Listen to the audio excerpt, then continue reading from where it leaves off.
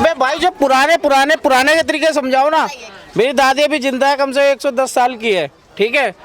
और हमारे को कम से कम यहाँ क्वार्टर होते थे, क्वार्टर अलॉटमेंट के बाद यहाँ पर झुग्गियाँ काफ़ी टाइम हो गया बने हुए, कम से कम 100, 150, 200 घर होंगे जैन मैन।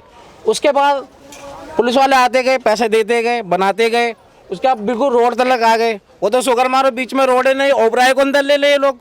जो बात गलत है वो गलत है, लेकिन मेरे जैन के मैं बता रहा हूँ, जो जैन में हमारे जितने भी रिश्तेदार हैं जहाँ भी झुग्गियाँ टूटी है, मेरे यार दोस्त सर्कल के अंदर जो भी हैं जहाँ भी झुग्गियाँ टूटती है, उनको कुछ ना कुछ मिल रहा है और मिलता है और मिला भी है। यहाँ का ना कोई पर्ची काट रहा आके, ना कोई कुछ बता रहा। और सरकारी ट्रक आता, टेम्पो आता, उसमें लोड होके जाता है। एकदम से कैसे आ जाएंगे ये बताओ? क्या लोड होके गया? सामान लोड होके जाता है, जगह काट के देते, पर्चियाँ कटती है, हर चीज होता है, तरीके से काम होता है। ऐसा थोड़ी ना होता कि आ गए बुलडोजर आ गया। भाई हर घर के अंदर किसी बच्चा बीमार है, बूढ़ी माँ है, किसी बच्चा होया नहीं हुआ, शादी है, ब्याह है, बच्चे के पेपर है, एग्जाम है सारी चीजें है। ऐसे थोड़ी ना आ गए और बोल दिया और चलो भाई चलो। एक बात बताइएगा मैम, आप मेरी सुनिएगा। मैं ये कहना चाहती हूँ, जो इस झुग्गी के लिए बोल रहे हैं कि अफोड़ है या चोरी की ज़मीन है, या हमने तो चोरी नहीं की।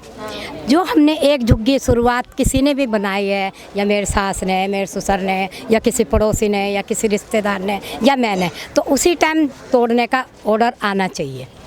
अब मैं नहीं जानती अब किस लिए तोड़ रहे हैं, क्यों तोड़ रहे हैं। या तो मेरी सास शादी होके आई, मेरी बहू है, देखो मेरी सास आई इसी कॉलोनी में, और कल मैं जब से मैं दुल्हन बन के आई हूँ, कल मैं यहाँ से गई हूँ, मेरे को बड़ा दुख होया कि मैंने ये आज कॉलोनी छोड़ी है। कभी मैं मायके में भी नहीं मैं अपनी सास की बहू, ये मेरी बहू मेरी है। तो बताओ, बहुत बड़ी बात अम्मा जी ने सही कही यहाँ पर कि जब पहली झुग्गी बनी थी उस टाइम एक्शन क्यों नहीं लिया गया? यहाँ मैम आप मेरी बेटी के जैसी, मेरी बेटी भी आपके जैसी, मैं गलत नहीं बोलूँगी क्योंकि मेरी बेटी है आपके जैसी बिल्कुल, और आप मेरी बेटी हो। यहाँ पे घोड़ा प्याऊ होया करता था कभी। यहाँ जो पुराने होंगे वो सब बताएंगे, नहीं तो मैं बताऊँ। पूछो यहाँ किसको पता है यहाँ घोड़े प्याऊ के बारे में? हम क्या कहना चाहेंगे, हम इतने सालों से यहाँ पे रह रहे थे। यहाँ पे अगर ये कानून से बाहर थी जगह, तो फिर यहाँ के क्यों आधार कार्ड, क्यों राशन कार्ड, और क्यों पहचान पत्र, और क्यों वोटें ली, क्यों इतनी फैसिलिटी दी, मीटर लगवाए। इससे तो पहले ही कह देते यहाँ पे कुछ मत करो, ये तुम्हारी जगह टूट जाएगी।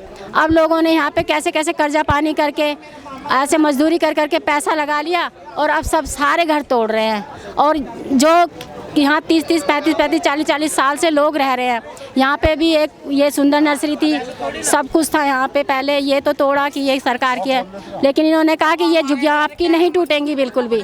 इन झुग्गियों, ये झुग्गी जहाँ झुग्गी वहीं मकान, मोदी जी ने भी कहा था और केजरीवाल जी ने भी कहा था कि यहाँ जहाँ झुग्गी वहीं मकान मिलेगा आपको, आप डरो मत। इसलिए हम सबकी कहना मानते रहे। अब कोई हमारी मदद करने नहीं आ रहा, अब कोई हमारी मदद करने नहीं आ रहा। हमारी रिक्वेस्ट है, कोई तो हमारे लिए उठो, हमारी मदद करो। मान लो ये जगह आपकी कीमती है, आपकी जगह ये कीमती है और आपको चाहिए, और आपको चाहिए ये जगह और आपकी जगह कीमती है, तो इसके बदले हमें कुछ तो मुआवजा मिले। आपको हम देने के लिए तैयार हैं।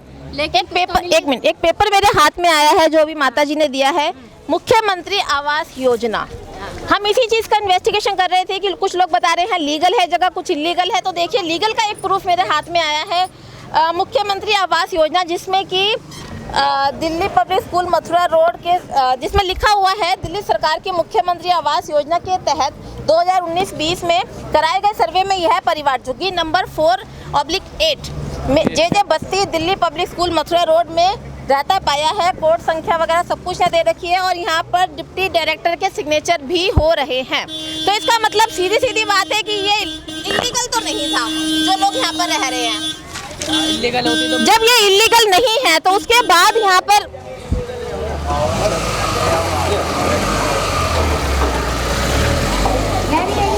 जब ये जगह डॉक्यूमेंट देख रहा हूँ पूरा, मैं करवा के लाया हूँ ना, प्लेट वाली सब कुछ करवा के लाया। नंबर प्लेट तक है यहाँ। हाँ मैंने सब देखा। लिखा हुआ है, वो 99 में मिली थी, ये 99 में मिली थी। ठीक है, ये देखो हाँ ये सब मैंने देखे हैं औरों के भी। बिल्कुल बिल्कुल। सब कुछ है। ये हमने नहीं बना। राशन कार्ड भी यहाँ लोगों के बने हुए हैं, पहचान पत्र भी यहाँ लोगों के बने हुए हैं, आधार कार्ड भी यहाँ लोगों के बने हुए हैं, राशन कार्ड और पैन कार्ड भी बने हुए हैं लोगों के, और यहाँ का दिल्ली स्टार्टिंग का बना हुआ है। और यहाँ के जो हैं पेपर सारे के सारे मौजूद हैं लोगों के पास में। उसके बावजूद भी पीला पंजा यहाँ पर चलाया गया है। तो हम यही कहेंगे कि ये जिसे कहते हैं कि सरकार की तरफ से बहुत बड़ा गलत फैसला है, क्योंकि जो लोग यहाँ बसे हुए हैं, अगर आपको इनको तोड़ना था तो अम्मा जी ने भी एक बात कही थी, जब पहली झुग्गी बसी थी तभी आपको तोड़ देना चाहिए था। चलो हमने मान लिया कि बहुत बड़े समुद्र में एक मछली नजर नहीं आई गवर्नमेंट को, लेकिन उसके बाद जब इनकी संख्या बढ़ी तब क्यों नहीं तोड़ा गया? और जब पुलिस वाले यहाँ पर आके पैसे लेते थे इनसे मकान बनाने के लिए, जब कोई मकान बना रहा है तो उस टाइम जो पैसे लिए जाते थे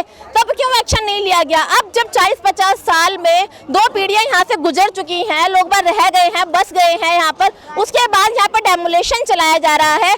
बिजली की सुविधा यहाँ पर लोगों को दी गई है, सीवर यहाँ पर लोगों के पास है, पक्के मकान यहाँ पर लोगों के पास है, उसके बावजूद यहाँ पर ये से कहते हैं पीला पंजा चल रहा है, लोगों के बने बनाए आशियाने को उजाड़ रहा है। कौन देगा इसका जवाब? और सबसे बड़ी बात है, कोई नेता यहाँ पर अभी तक इन लोगों से मिलने नहीं आया, इन लोगों को देखने नहीं आया, इन लोगों को आश्वासन देने नहीं आया है। इससे पहले भाई साहब ने कहा था कि जब भी कहीं झुग्गी टूटी है या इस तरह का डेमोलेशन हुआ है तो वहाँ लोगों को कुछ ना कुछ खर्चा पानी दिया गया है कि वो थोड़ा बहुत दे अपना गुजारा कर सके, लेकिन यहाँ पर अभी तक इन लोगों को देना तो बहुत दूर की बात है, कोई नेता देखने तक नहीं आया है कि किस हाल में है, सामान निकाल कर कहाँ ले जाएंगे, सामान निकालने तक का इनको वक्त नहीं दिया गया, ऐसा लोगों ने बताया है। क्योंकि कुछ लोगों ने कहा था, अभी मेरा आगे जब इन्वेस्टिगेशन कर रहे थे तो कुछ लोगों ने बताया भाई नोटिस पहले दे दिया गया था और इन लोगों ने जानबूझ के लेट किया। जब आपके सामने इन लोगों से बातचीत की गई है तो इनका ऐसा कहना है कि जो नोटिस की डेट थी वो 25 दिसंबर की थी और 25 दिसंबर अभी आया नहीं है। अभी हम बात कर रहे हैं, आज 22 नवंबर है, 22 नवंबर को ही अचानक से, मतलब कल शाम से चला है, 21 नवंबर से अचानक से डेमोलिशन का काम शुरू हो गया। इन लोगों को इतना भी मौका नहीं मिला कि ये अपने रहने के लिए कहीं जगह देख सके। सामान आप देख सकते हैं किस तरह से रोड पे पड़ा हुआ है, ना खाने का पता है ना पीने का पता है। ये छोटे छोटे बच्चे देखिए, इधर घुमाइए कैमरा, ये छोटे छोटे बच्चे देखिए आप, जो कि अभी स्कूल से आए हैं। सुबह स्कूल गए थे तो उनको ये नहीं पता था कि शाम को घर आएंगे तो इनको इनका घर टूटा हुआ मिलेगा और इनको आके रोड पे रहना पड़ेगा। ये तो है हमारी वो सरकार जिसको वोट देकर हम जिताते हैं, अपना सरगना जिसे हम मानते हैं, जिसका ऐसा कहना है कि हम राजा हैं तो पब्लिक हमारे एरिया में सुरक्षित है।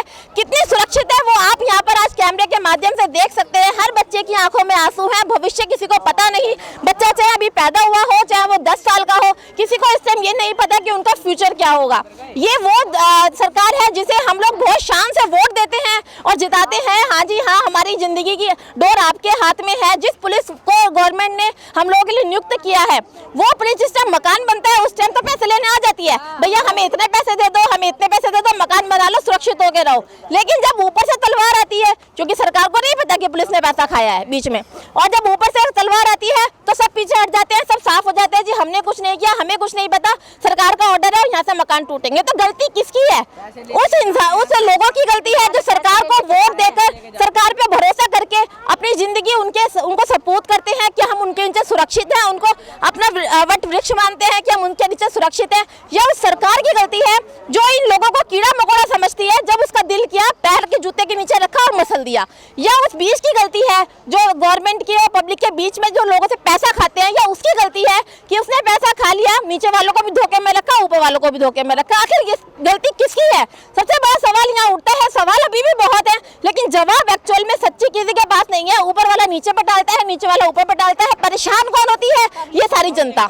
जो आपको जनता दिखाई दे रही है, परेशान ये होती है। किसके पास जाए जनता अपनी फरियाद लेकर? कोई नेता नहीं है यहाँ पर इस टाइम मौजूद में, कोई इनको खाने पीने के लिए नहीं पूछ रहा, कहीं से कोई सुविधा इनको प्राप्त नहीं है। अचानक से जिस तरह से बुलडोजर चला है, आखिर ये जनता जाए तो जाए कहाँ? अगर आप लोगों के पास मेरे सवालों के जवाब है तो प्लीज कमेंट में मुझे जरूर बताएं, ताकि मैं इन लोगों को बता पाऊँ, इन लोगों को रास्ता दिखा पाऊँ।